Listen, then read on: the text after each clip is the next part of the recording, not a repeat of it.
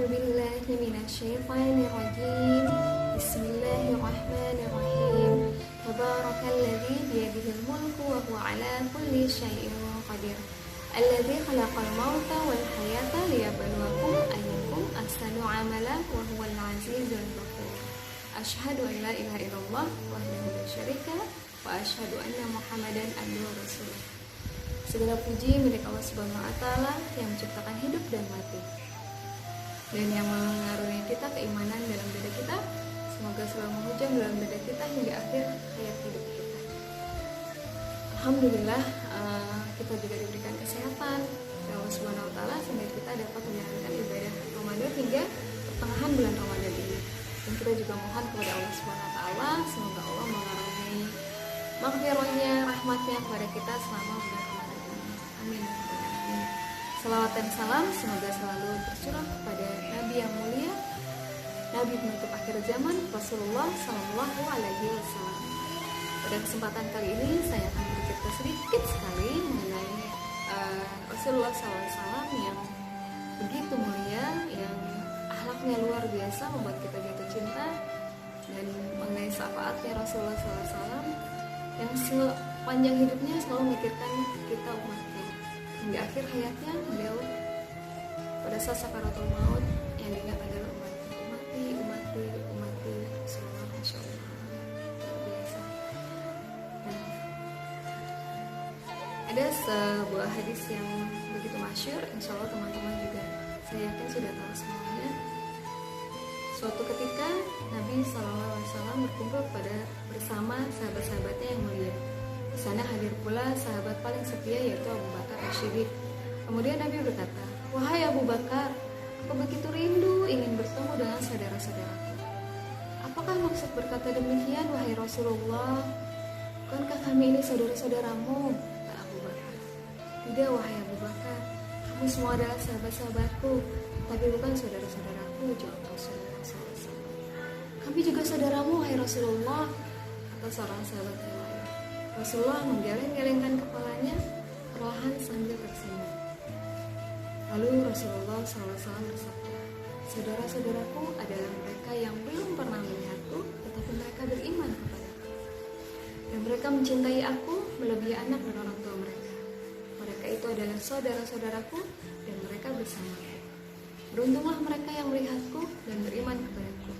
Dan beruntung juga mereka yang beriman kepadaku, sedangkan mereka tidak pernah melihatku." Hadis riwayat Muslim.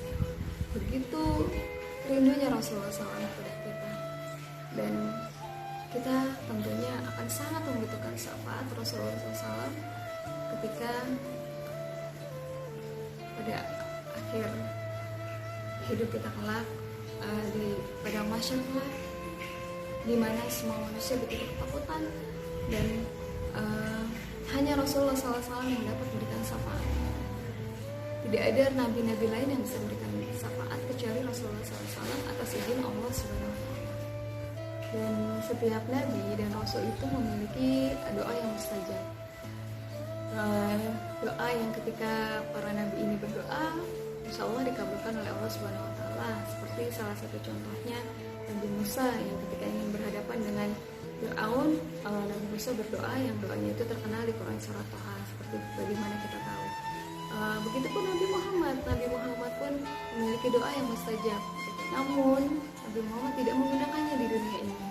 Beliau tangguhkan untuk memberikan syafaat kepada kita umatnya. Dan ini ada di dalam hadis dari Abu Hurairah bahwa Nabi Shallallahu Alaihi Wasallam bersabda, "Setiap nabi memiliki doa yang dia panjatkan, maka aku berkeinginan untuk menyimpan doaku sebagai syafaat bagi umatku kelak." Hadis riwayat Muslim.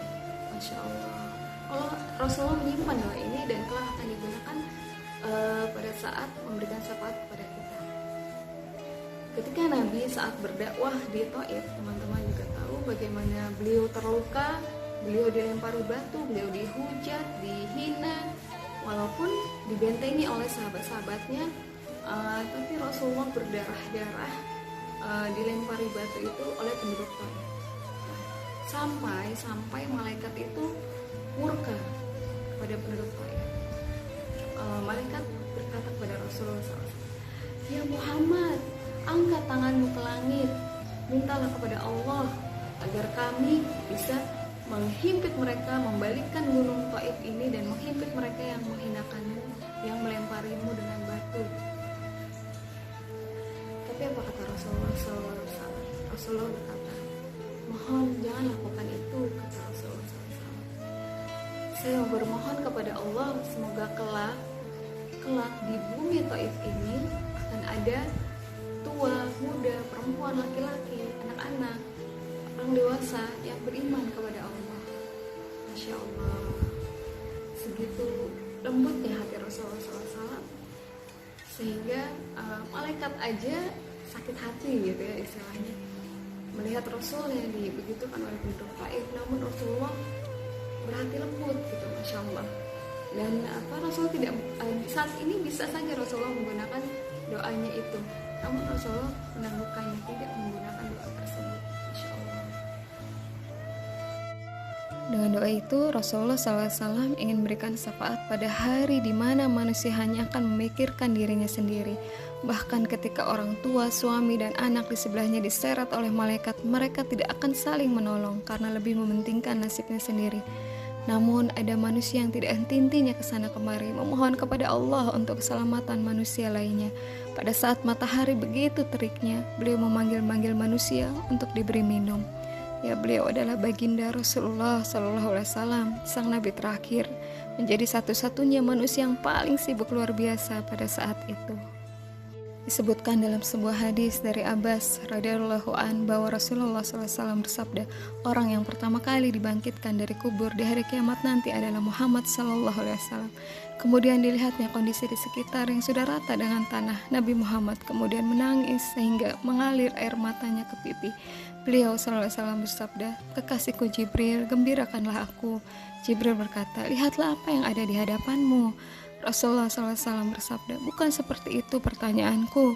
Rasulullah SAW bersabda, bukan seperti itu maksudku. Aku bertanya kepadamu akan umatku, di mana perjanjian mereka? Niscaya akan aku kuatkan pertolongan pada hari ini. Aku akan mensyafaatkan umatku.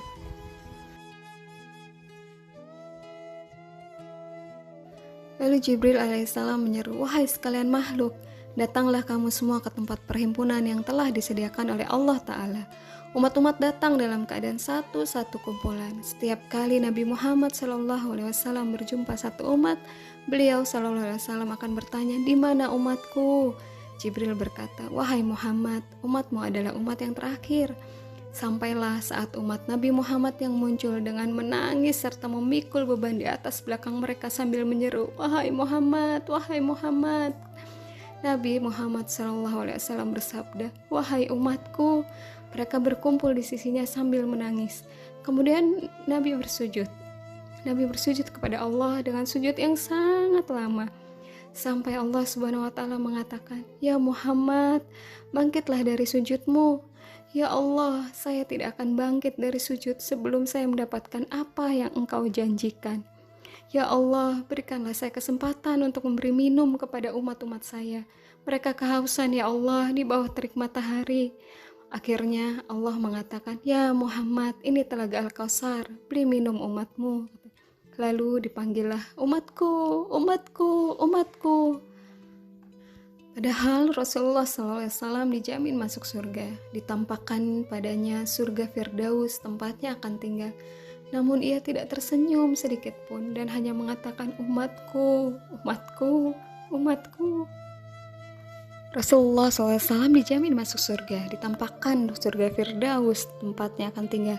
Namun ia tidak tersenyum sedikit pun dan hanya mengatakan umatku, umatku. Nabi terus memberikan minum satu persatu, bahagia sekali ketika bertemu umatnya seperti bertemu kekasih lama. Setelah minum satu teguk, manusia tidak akan haus selama-lamanya. Setelah membeli minum, Rasulullah SAW sujud lagi. Ya Muhammad, kenapa engkau sujud lagi? Sujudnya lama sekali sambil menangis di hadapan Allah Subhanahu wa Ta'ala. Bangun ya Muhammad, akan aku berikan apapun yang kau minta. Ya Allah, selamatkanlah umatku dari sirat, kata Allah. Maka tunggulah mereka di ujung sirat. Nabi kemudian menunggu kita di ujung sirat sambil mengatakan, ya Allah selamatkan, ya Allah selamatkan. Maka yang amalnya banyak, dia akan lewat, namun ada juga yang jatuh ke dalam neraka. Ketika tahu umatnya masih banyak yang ada dalam neraka, Nabi Muhammad langsung sujud lagi. Ya Muhammad, bangkitlah dari sujudmu, apa yang kau inginkan? Ya Allah, selamatkanlah seorang yang ada dalam hatinya ada iman walaupun sebesar biji kurma. Lalu Allah menyetujui. Nabi langsung ke neraka dan mencari umatnya yang memiliki iman sebesar biji kurma. Ketika bertemu dengan Rasulullah, umat ini habis disiksa dan tubuhnya luka-luka. Kemudian Rasulullah memeluk mereka dan mempersilahkan masuk ke surga. Nabi Muhammad SAW lalu kembali sujud di hadapan Allah dengan sujud yang sangat lama. Dalam sujud lama itu kemudian Nabi menangis. Lalu Allah berkata, ya Muhammad, kenapa engkau menangis? Ya Allah, selamatkanlah umatku dari api neraka yang di dalam hatinya ada iman sekecil biji jagung. Kata Allah, aku izinkan. Akhirnya Nabi Muhammad lari ke neraka. Wahai malaikat, keluarkan umatku yang di hatinya ada iman sebesar biji jagung. Keluarkan lagi sekian ribu, sekian juta umat Nabi Muhammad.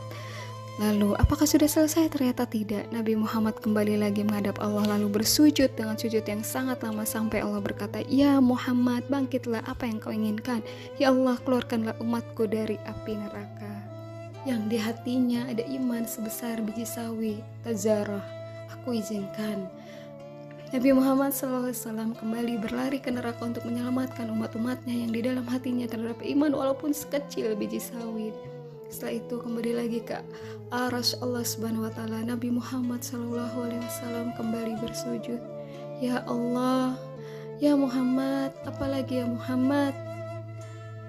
Bukankah aku sudah menyelamatkan banyak dari umatmu? Ya Allah, demi kasih sayangmu ya Allah yang engkau miliki, selamatkanlah umatku yang mereka tidak punya amal kecuali hanya mengatakan La ilaha illallah. Aku izinkan ya Muhammad. Nabi Muhammad SAW kemudian berlari kembali ke neraka menyelamatkan kita atas izin dari Allah Subhanahu wa taala Sang Pencipta. Masya Allah. Maka perbanyaklah salawat kepada Nabi, membenarkan dan mengikuti ajarannya, membela beliau ketika beliau dicela, dan sebarkan ajaran Nabi SAW. Semoga kita senantiasa menghidupkan sunnah-sunnah beliau hingga kelak kita pantas mendapatkan syafaat dari beliau. Amin ya rabbal alamin. Kalau Nabi saja yang begitu mulia merindukan kita, kenapa kita tidak merindukannya? Kalau Nabi saja menantikan kita di surga, kenapa kita tidak menjemput penantian itu? Allahumma shalli wa sallim wa barik alaihi. Allahumma shalli wa sallim wa barik alaihi. Assalamualaikum warahmatullahi wabarakatuh.